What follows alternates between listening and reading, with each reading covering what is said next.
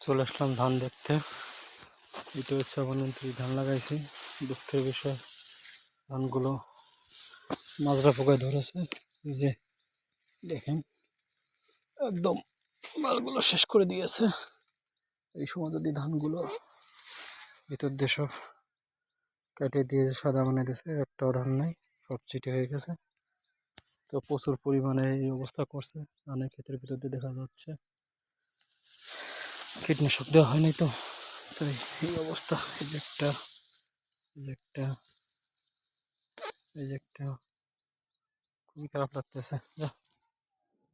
ধানগুলো একদম শেষ করে দিয়েছে। দেখা যাক, এটা আরো 30 থেকে 35 দিন লাগবে পাক আসতে। 30 দিনের ভিতরে আবার কত দূর কি করবে তো ভগবান জানে।